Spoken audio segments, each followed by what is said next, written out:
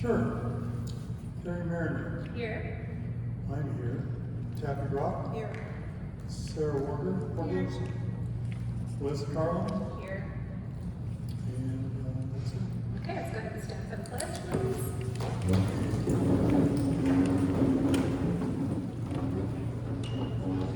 Ready, begin.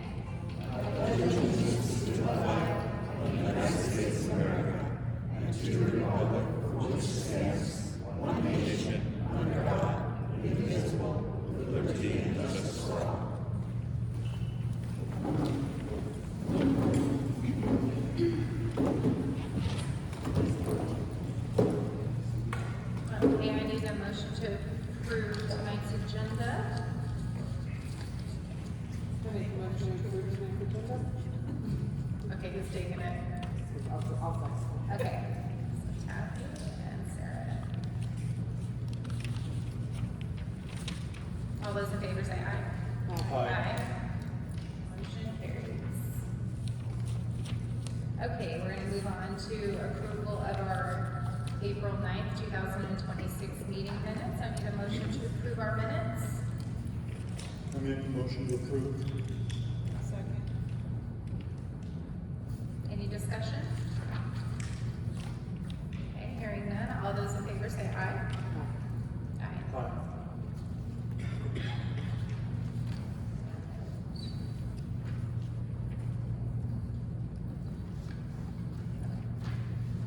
Okay, we're gonna move on to public comment. Anyone wishing to address the council on matters not on the agenda, but within the subject matter jurisdiction of the council may do so at this time. Each member of the public shall have 3 minutes. The council chair has direction to reduce speaking time to 2 minutes per speaker to ensure everyone can address the council. Under the Ralph M. Brown Act, the council may not act on any matter that is not on the agenda, but the council may provide a brief response and refer matters to staff for follow-up. Do we have any public comment this evening? Okay, no public comment. We're gonna move on to action items, reports and information calendar. We're gonna move on to action item, Desert Hills Outlet, revision, Riverside County Planning Department presentation. Go ahead and introduce yourself, please.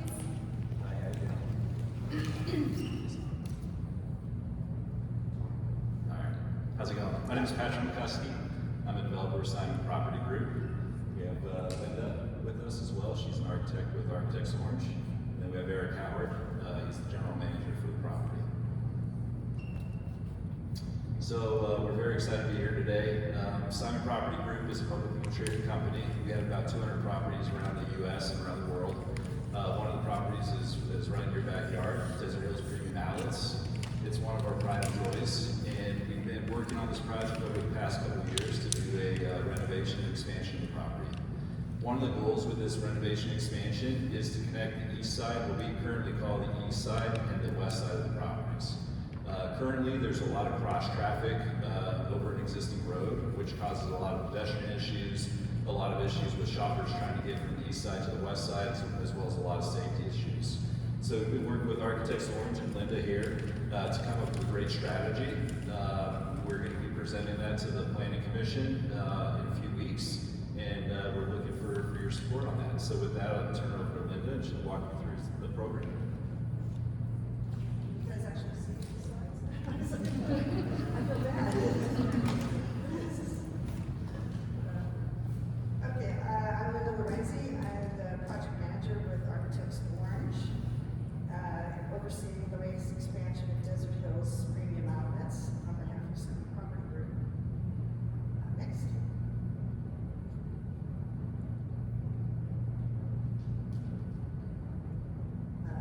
Actually, we got through that. Next one. Over the years, the center has evolved through multiple phases of expansion and enhancement, all while maintaining a cohesive identity and adapting to changing retail and visitor expectations. The next chapter is less about expansion alone and more about creating a cohesive, connected visitor experience across the entire property.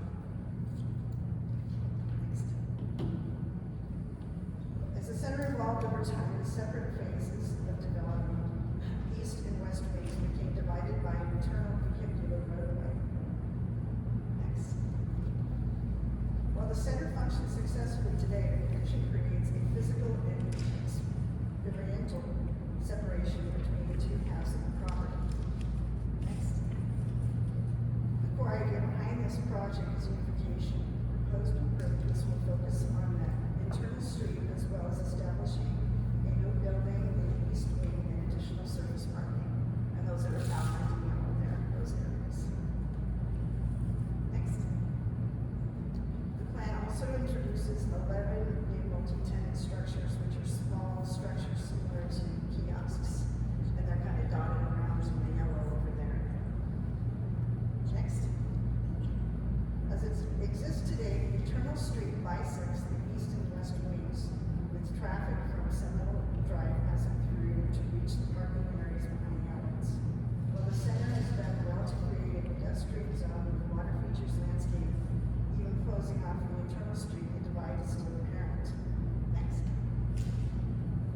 The new plan will physically connect the east and west wings, transforming what is currently a vehicular drive into a continuous pedestrian-oriented environment that better reflects how visitors naturally experience the center. The existing primary driveway connection is relocated to the new signalized intersection at Seminole Drive and Mountain Road, allowing the internal core of the center to become significantly more pedestrian focused. Next.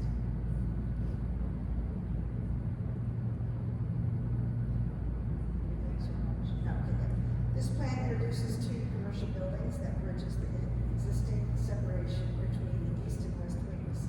Building A will include 5 new retail storefronts along with storage, totaling 11,986 square feet. Next. That was building A there. Okay, next. Building B, the opposite side of the sale, will include 6 new retail storefronts with storage and establishing 19,602 additional square feet of leasing space. Next. Building C is a smaller footprint, creating 3 new retail storefronts at the north end of the east wing. It's right by the parking structure up there. Next. This redesign creates much more intuitive and seamless visitor experience, refreshed with water features and landscape improvements. Next. Rather than crossing through an active vehicular circulation, guests will experience a new continuous retail promenade environment that improves comfort, safety, and overall connectivity throughout the center. Next. The architectural approach builds upon the established iconic character of Jessica's premium outlets. Next.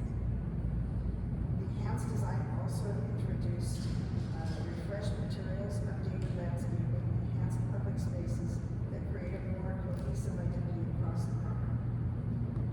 Next. To summarize key statistics, the redevelopment will encompass more than 47,000 new square feet, including 283 new parking spaces to accommodate the increased visitor demand. The positive project will also feature 11 new multi-tenant buildings and kiosks, along within 2 additional structures connecting the east and west portions of the site.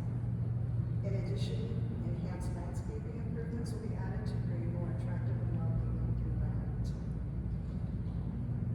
Next.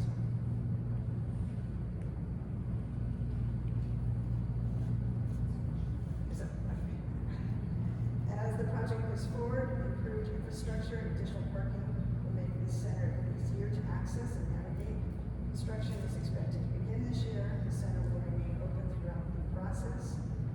Coordination with local agencies will continue as work progresses.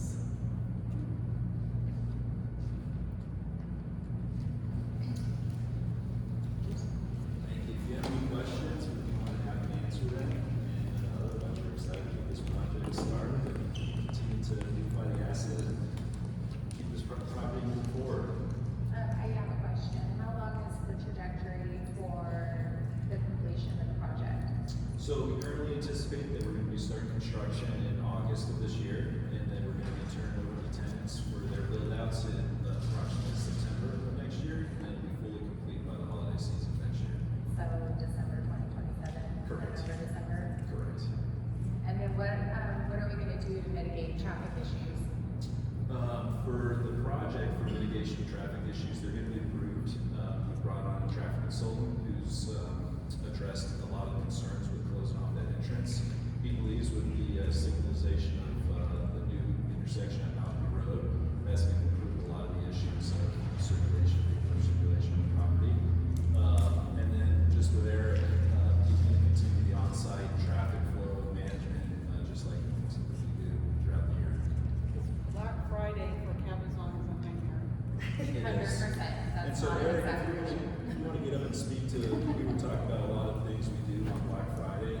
There's a significant amount of. Avoid them all. Yeah, let's move out of town. Frankly, it's a wonderful problem to have, and you guys know you've been there on Black Friday, we certainly do it every year, but we engage with CHP every year. We bring in citizen officers, there you go, that's the start of the show. And they are really helpful for us to manage traffic flow coming off of the highway. We also partner very closely with RSO for traffic management on property. But one of the key things about this project that's going to help us, it will actually introduce a new entrance to the property directly coming off Mount P. So it will provide another access point both to get on and off property, which we currently don't have. So it's really going to facilitate additional flow on the busier It'll help days. so that, the roundabout isn't such a mess, because the people that don't know how to drive it end up going backwards and all that, and then we end up in a really big. Yeah, frankly, navigating the roundabout is an ongoing opportunity for a lot of people, whether it's holiday or not. I drive it every day, so it feels like it's a learning curve every day, forgive the pun. But what's wonderful about that new entrance off of Malky, for those of you familiar with that access point, you come off the highway and you'll dead end at the light. To the left is the Chevron, to the right is the center. Well, the new project, you'll actually have the opportunity to go straight into the property. You'll still have all the other access points that we've had traditionally, so all of those stay, but you'll have one more access point. You'll also be able to come off property that way. At the beginning of the presentation, you also noted there were several areas that were highlighted as portions of the project. One of the other portions of the project was kind of back and to the left. That's a dirt lot historically that we have provided for additional parking during the heavier days of the year. We're actually going to be paving that, introducing lighting, so that lot will be available to us throughout the year. Much better experience. So again, the effort is to make sure that that customer experience is better, provides additional traffic flow, makes it easier for people to get in and out. Black Friday will continue to be one of our busiest days of the year. We're a victim of our success there. People love the center, so we're excited about that. But that's one of the things we're most excited about this project, going to give another access point that will help to the degree that we can control that. And again, he's the star of the show on today, so thank you for your partnership, yeah. Do we know what stores are gonna be added? We haven't announced the tenant list. Within the coming weeks, probably within the next 2 months, we're gonna start to announce some of the tenants that are gonna be in those stores. It's a small selection, like I mentioned, there's only 10 or 11 new stores that are gonna be added. There's small shop spaces, most of them are in the 2,500 square foot range. And so it's gonna be some exciting opportunities for tenants that wanna be in the center, some first to market, some first to outlet, which is huge for us. And we're planning on having a press release probably within the next couple months. Any other questions? Question. Yeah, go ahead. Okay, I know we had a conversation, Terry and I had a deeper brief on this, and so I had a couple of questions from that. First of all, you guys are, the mall is on Morongo Sewer, correct? Correct. Okay, so the Morongo Sewer, but you guys purchase water from Cabazon Water That's District. correct. Okay, Cabazon Water District. Yeah. With this increase, is there any plans to increase like pipe size or anything? Are you gonna, is there any increased demand for water? So there's minimal increased demand for water, for potable water. There's an increased demand for fire service, and so we are going to be incorporating a new meter, which we've been working with Water District on. And that new meter is going to allow us to have the increased water capacity for the fire. And then, Eric, you had said something about the amount of revenue. How much revenue is actually made but you said it so quick that I missed it. Was there? We typically don't put out those numbers on what the revenue is for specific properties. But if you look at our public reports, you can kind of see we're at the top end of what we report. Well, kind of the issue, and I'm gonna speak frankly here, but is that outside of Hadley's, right? I don't know what other company in Cabazon actually benefits, right? We don't get any of the tax revenue all goes to the county, right? From all this, and none of it comes here. Is there any, like, how is this gonna benefit the residents of Cabazon? Some of the things we think about, because it's fair point. So every day, every week, let's call it 3,500 employees that live in and around the community are employed on our property. Those are the primary employees, people that work for our retailers, work for our landscaping, work for our security partners. When you think about all the other groups that service each of those retailers, you can double or maybe each of that. You think about all the different plumbers, electricians, HVAC technicians, roofers, the delivery groups that come through. We have massive deliveries that come through every single day for all the inventory. So from the direct impact on the community, that's really one of the things we're most proud of, is that a lot of the people that work on our property live in the community and they're getting their main source of income. It's funny, when you come to the center, and I'm newer, I'm 10 months at the center, as I interact with each of the boutique managers, if you talk to the average boutique manager, they've been there 17, 18, 19, 20 plus years. It's truly a special place. So I would say one of the primary impacts for us is that we're able to provide a lot of employment for the community. And as we bring in new brands, you know, you think about 11, 12 new brands, you're talking about several hundred more jobs that will come. Obviously, any other revenue streams that come from that as well all benefit. But that's probably one of the primary ones that we're super excited about. Maybe I can help with that question. Yeah, please. John Hildebrand, Planning Director for the county. In our continuing efforts for the Cabazon Community Plan that we're working on in conjunction with this project specifically, there was a recently approved EIFD, Enhanced Infrastructure Financing District, for the Cabazon area. And a portion of the new valuation of properties when they get redeveloped goes into this pot of money, and that pot of money over time can grow and be used for infrastructure improvements, sidewalks, roadways, sewer, those kinds of things. So one of the ways to put back in the community is growth in this community helps spawn more growth later on. There's also the Cabazon community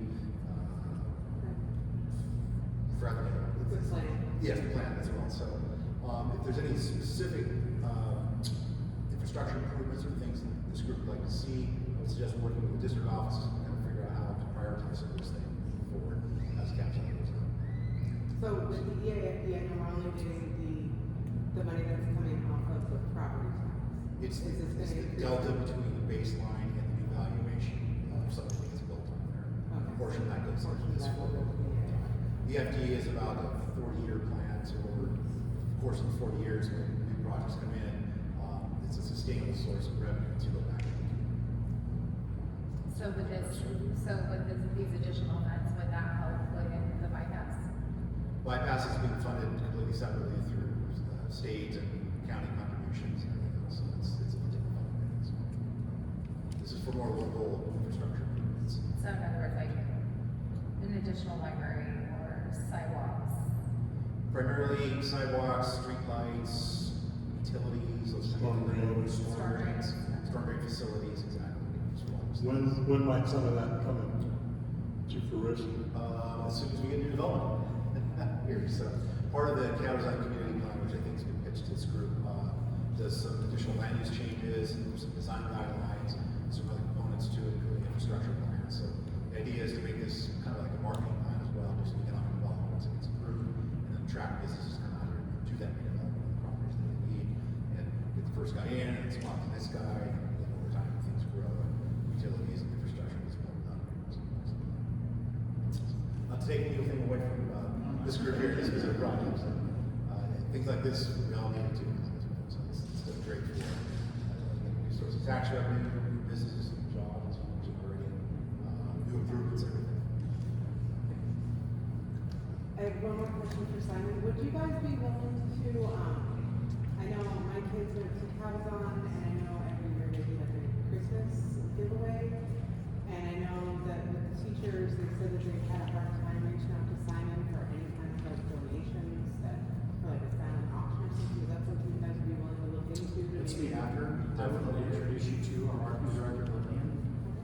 She handles that for our office.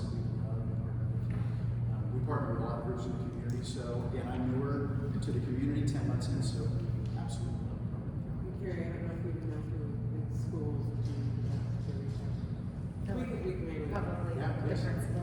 Yeah. Yes, please. Thank you. Thank you. Any other questions? No? Okay, thank you. Thank you, guys. Okay, we're gonna go ahead and move on to county department staff reports. We need a motion on that. Oh, need a motion Yes. to approve the presentation? Yeah, For Simon to recommend Properties? to the supervisor. I'm sorry? We need a motion to recommend it to the supervisor. Okay, so we need a motion to recommend the changes for the Desert Hills Premium Outlets. Can we have discussion on that first? I mean, since it's up for review. Yeah, we can do that after we do a motion, because I have to open the floor. So we need a motion to open it and then go into discussion. Okay, then I motion that we open it. Okay? Yeah. Okay, Discussion. and then I need a second. Okay, so Sarah and Taffy. Okay, Sarah, go ahead. I have a motion to open it for discussion. Okay, why, this is, at least this is the first time that I've been on the map that we've been asked to actually approve a project or like this. I don't know if I just. It's a recommendation. It's a recommendation. That's what the MAC is. It's an advisory council, so you guys are recommending this to the supervisor as like a yes or no. I mean, I haven't been in 2 years or two, I had to recommend. Yeah, we haven't had very many projects.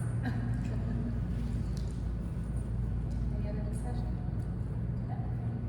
Okay, so we have a motion on the table. We have a second. I second it. Okay. I'll tap you in. Sorry. Oh, All those in favor say aye. aye. Aye. Any opposed? None. Motion carries. Okay. Now we're gonna go ahead and move on to county department staff reports. Sheriff's Office, Lieutenant Vasquez here.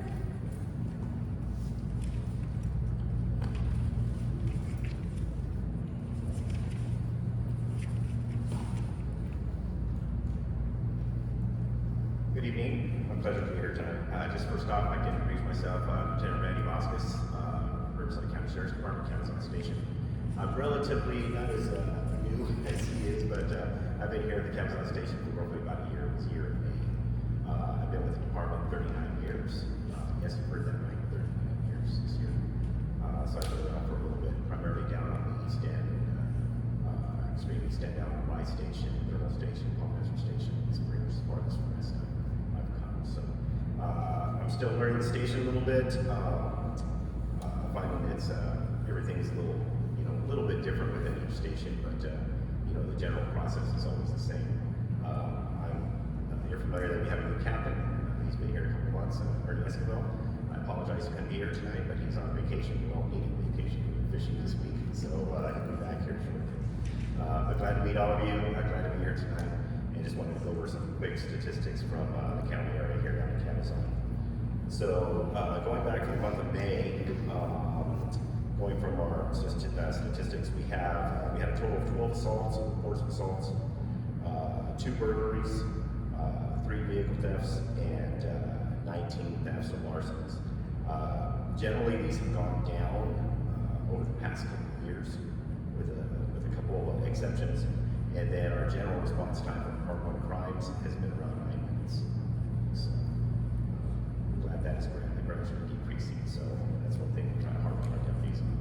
But other than that, it's been business as usual here in the Cabazon area. So glad to hear that. I think 2 outrageous things occurred, but we're keeping it handled. So happy to answer any questions if any have. Any questions? Thank you. Thank you. Thank you. Okay, do we have anybody from CHP this evening? Okay. And then we're gonna move on to Riverside County Fire, Lucero, I'm so sorry.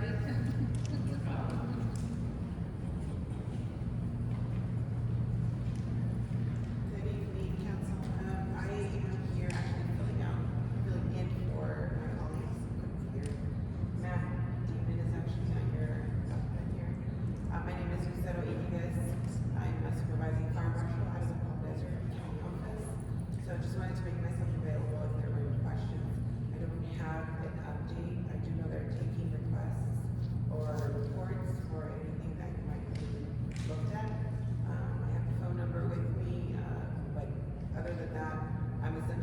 body here to receive anything that I need to take back to them. So you're here to receive information? Yes. Okay, and requests. Yes. Do we have any information or requests we would like to share with them? Maybe an additional question, I don't know, I don't know if we've had any issues using the helicopters with the lemon fire that we just had recently? It's not information I would readily have, that would be for Cal Fire, but I can do it. Just too much information, sure that they work right. Yeah, I didn't see this. They dipped out of both tanks for lemon fire, but the smoke was really bad and all that stuff.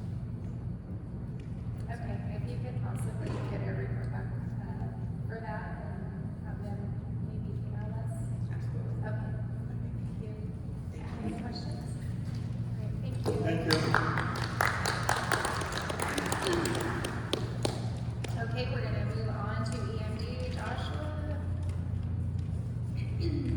And I'm gonna not even try to slaughter your name, I'm so sorry. It's okay. First, I'd like to introduce myself. My name is Joshua Misvade. I'm the Senior Emergency Services Coordinator with the County Riverside Emergency Management Department.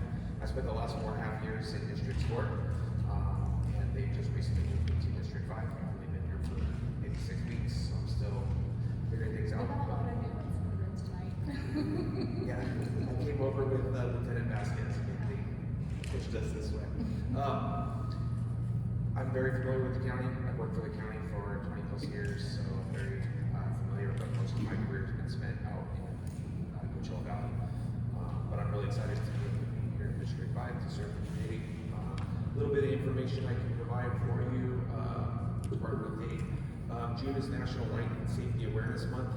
As everybody's aware, we're talking a lot about national weather, so we're talking a lot about the El Nino effects that may be coming.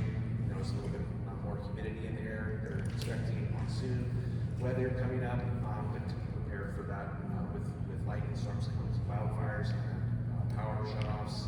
So be prepared for that. As the temperatures rise across Riverside County, summer storms, dry lightning, and extreme heat can quickly create dangerous conditions like spark wildfires and create hazards for outdoor activities. So now is the time to prepare for evacuations. Some of the evacuation readiness during wildfire evacuating early is always the safest option, obviously. If the evacuation order is issued for your area, leave now, take pets, medications, phones, chargers, anyone in your household, and leave everything else behind. Conditions can change rapidly and may put you at a greater risk. Obviously, we're all very well aware of the wind conditions here in the pass area, so a vegetation fire can definitely spread very quickly, even if it's miles away, it can be at your back door. So keep the evacuation orders in the morning. Expect to have more time. If you are in a warning zone, be prepared to leave.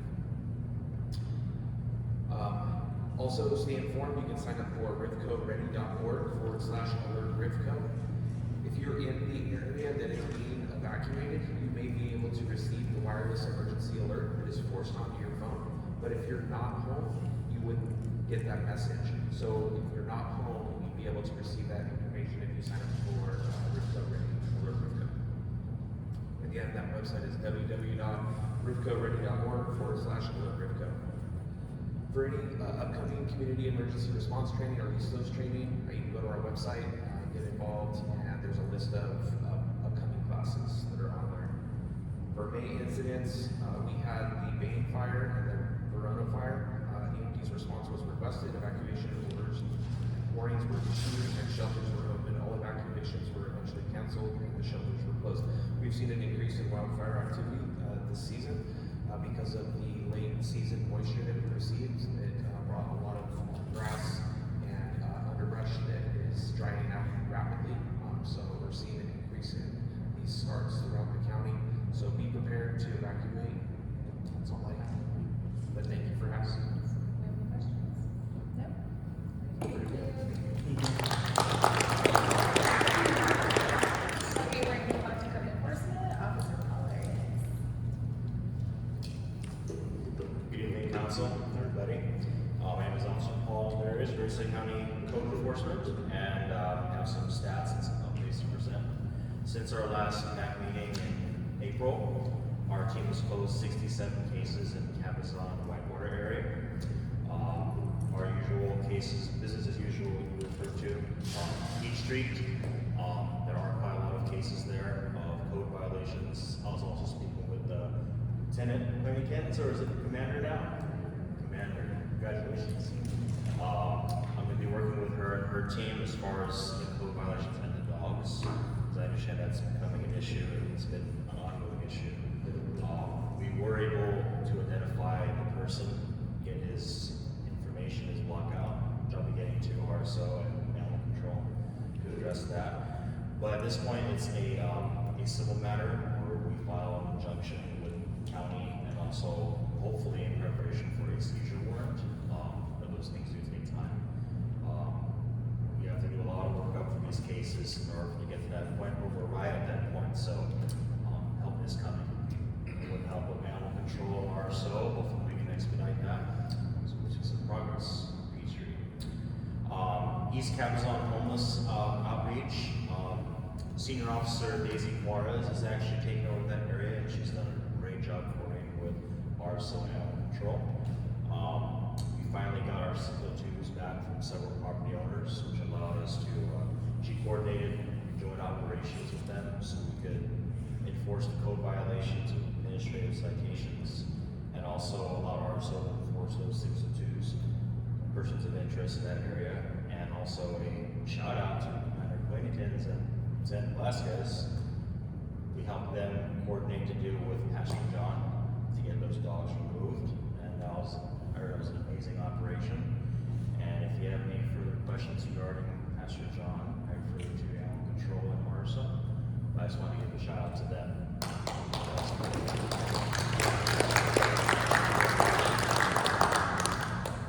Thank you.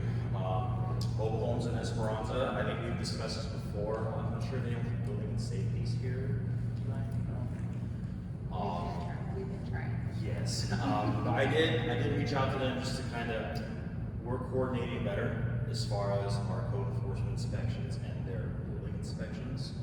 I recently completed training with HCD, which is Housing and Community Development, which is the state agency that enforces strictly mobile homes, especially substandard mobile homes.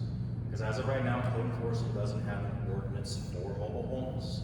We can only sign if it's permitted or unpermitted, or if it's a zoning or land use violation. But as far as the actual structures, how hideous they look, I wish we could do more about it. Unfortunately, we can't. But what I'm doing is we're referring those cases to HCD so they can go out there.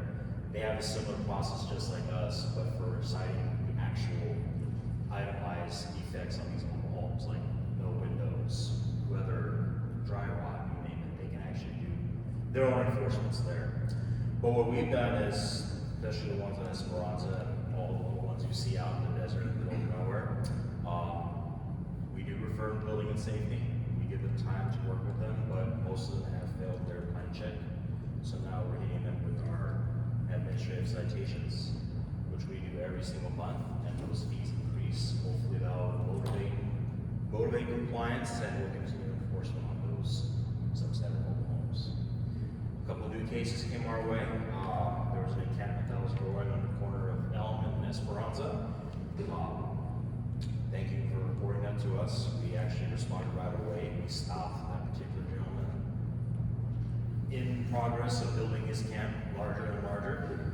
So not only did we post, but we personally served him, and we did our best to try to say encourage compliance. And the day before his due date was up, he actually removed all the code violations in the property, so we were able to close that to work hours. We have a new one that came our way on Blanche Agnes. Officer Fetterman just completed his initial inspection on that. He did note the violations, and we are going to be working with Cal Fire and Driftco Fire, because a lot of the violations are potential combustible materials. So we're working with Driftco Fire on that one. But we did just give his notice, and we've sent it certified, so we have to give them their due process. But if they don't comply, then comes the enforcement and the citations. And also the water plant, Elm and Bonita, all those little encampments out there. We've had recently about 20 of those cases go to cease and desist with our legal team. And out of those 20, we've been able to close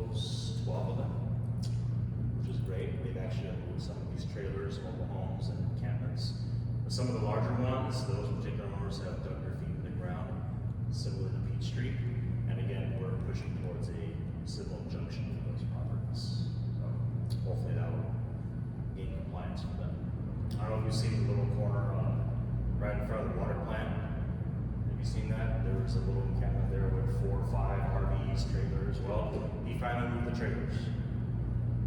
He's not off the hook yet. He still has a lot of trash because he was ordered by our injunction process to remove every scrap. But at least he got the RVs and the trailers out there. So we're seeing progress. Any other questions you might have? I'm willing to take them. Questions? I have a lot, but I'll talk to you after the meeting. Yes, How do sir. we get you more support? How do we get you, what do you need? Who do we go to? Who do we raise a flag? So I think it's really more awareness and information. I can't really speak as far as like support, like money and personnel. That's up to powers above me. It has been kind of tough. It's been tough. We're doing what we can to maintain what we have, but we might be hiring more officers in the future. I'm hoping that'll be the case. I really don't have a lot of knowledge there, but really support and coordination. So we see things, we get plates, faces, times of these violations coming in. That helps us, so we can coordinate with RSO, animal control, or whatever agency like HCD that enforces mobile homes. Because really we rely heavily on voluntary compliance. If not, we have our administrative, financial citations and liens. But really, we're coordinators. And as long as we know, we can coordinate with the agencies that can help us make a difference. So, but thank you.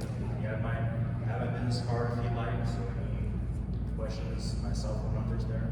Call or text me anytime. Any questions? Thank you. Thank you. Okay, we're gonna move on to animal services, Ms. Leslie. Good evening, everyone. I have some statistical information to share with you from the month of April through yesterday, June 10th. We received 73 calls for service. This includes 5 dog bites, 9 animal welfare complaints, 2 citations were issued. There were 36 stray dog complaints made, and this is the mind-blower. 111 dogs were impounded in their community. So circling back on what Officer Lerius was mentioning earlier, our favorite Mr. John Dunlap, Pastor John. So back in April, we served a search warrant and conducted a joint operation with the Sheriff's Department. During that, we seized 82 dogs. The conditions inside the property were deplorable. We began compiling our case, and yesterday, with the assistance of the Sheriff's Department, thank you, Lieutenant Vasquez, couldn't have done it without them.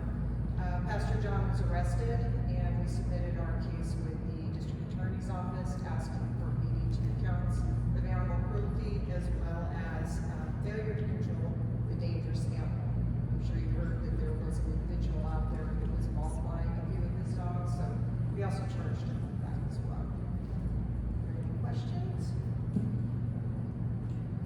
Since he's done this multiple times, is there a chance that they will tell him he can't have animals when he's released? Because he's a continual offender with this. It's a habitual order for sure. This is the first time, just so that we all know, that he's actually had animals in a bad condition. We've had hoarding issues. We've actually seized 86 dogs from him in 2019 in a different location. So in this situation, obviously there were some welfare issues going on, some of them serious. So if he is convicted, hopefully it does stay felony, and if that's the case, he will be unable to own any animals of any kind for 10 years. So let's hope. We've had a pretty good track record with convictions in the County of Riverside, so I fully expect that we will be successful with this one as well. Questions? Where did the dogs go that were seized? So we actually had to clear our Blythe shelter. We have 4 shelters countywide, so we had to clear the Blythe shelter to house that many dogs, because all of our shelters countywide right now are well over capacity. I'm sure. Yeah, As well as that's why I was like, where did they go? Yeah, so yeah, we had to clear that shelter. They all went out to the Blythe shelter, and they've all been medically assessed, treated, some have gone on to be rehomed, but there are a lot of dogs unfortunately in that facility, so we'd love to see them So get it rehomed. would behoove possibly our Facebook page to post that there are several dogs from the Cabazon area that need to be adopted out of it. Some of them are in the Or any Riverside shelter facility, for that yes. matter. They've kind of been sprinkled throughout there. Some of them are at the San Jacinto shelter, some are at the Riverside shelter, and then, there are still some remaining at our Blythe shelter. So the dogs that we were able to identify that were involved in attacking the individual out there, needless to say, those are not available for adoption, so. Okay, we'll put those out. Thank you. Okay, then we're gonna move on to transportation. Victor David right here? No? Absent today? Okay. Today, and then we're gonna move on to staff reports. Supervisor Return Office, Ms.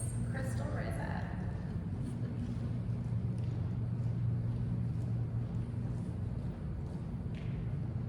Hello, everyone. Good evening, Crystal Reza. I'm a legislative assistant for Supervisor Extended EMS. And just really quickly, I do want to recognize our chair, Carrie. She wasn't able to attend our event, but she did receive a proclamation from our office for being a Fifth District 2026 Women of Impact. So I wanted to present this to her today.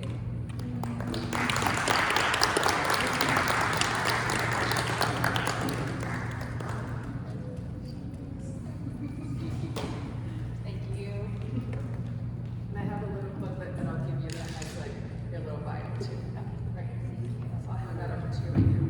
So just really quickly, I do have a few updates, not really updates from our office, but on June 17th, we are going to be having our free produce distribution. I did leave some flyers out in the back. It does have a QR code for people to scan and register.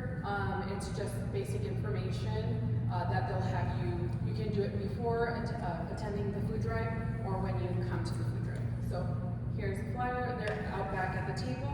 And then also, super exciting, on June 20th, we're having our summer bash. It's only a few minutes away. It's in San Jacinto. I brought the flyer here. We're gonna have live music, food vendors, jumpers, rock climbing, laser tag, 120 free hot dogs, and 200 free tacos for the first people that attend. So that information is gonna be out back with the address and everything on it. It is sponsored by our office. And again, it's in San Jacinto. If you guys have any questions, feel free to come reach out to me. And what date is that on? It's June 20th. June 20th. June 20th, and it's from 5 to 8 p.m. Got it. Thank you. So both of these flyers are going to be out back. And if you guys have any questions, I will be more than happy to answer. Any requests from our office? No questions, requests, nothing? Thank you. Okay, perfect. That was it. Have a good one. Okay, we're gonna move on to Congressman Reese's office. Will they ever enter this evening? No? Okay. And then County Supervisor Manuel Price's office, Darren Sherman. Here he is. Thank you. I'm Darren Schimmer from Supervisor V. Manuel Perez's office from the 4th District, and we're here because the community of Whitewater is part of the 4th District, and we have residents from Whitewater here tonight at the meeting as well. And I'm here for any questions that people have about the community, to work on ideas from the community, and to connect with our agencies. So thank you for having us here. Do you have any questions? No? Thank you. Okay, we're gonna move on to line 15, council member reports and comments. Do we have any reports this evening? You do? Yeah. Okay, go ahead. I know that I attended the planning commission, or the planning for Cabazon plan. And this was the first time in that meeting that I had heard them say 6.5 million square feet of industrial. So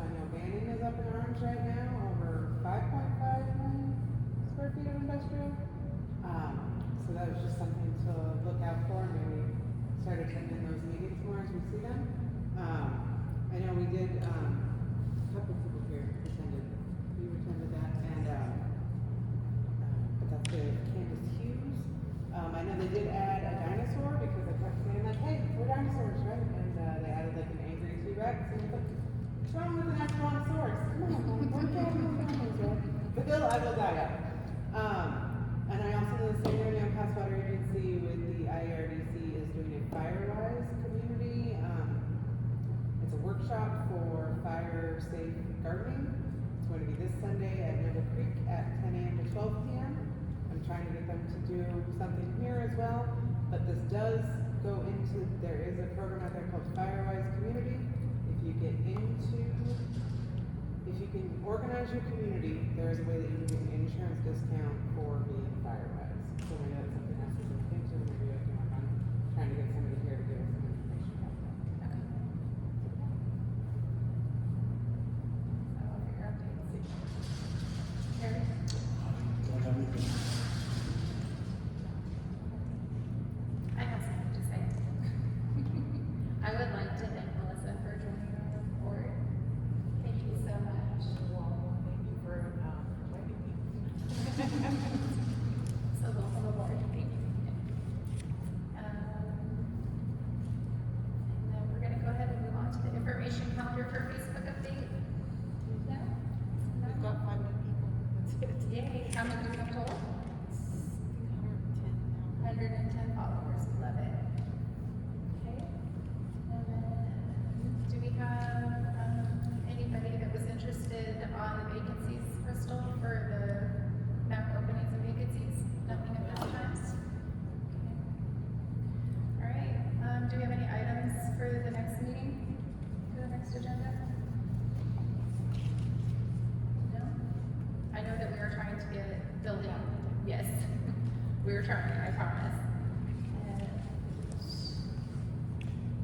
Okay, I need a motion to adjourn this meeting, please.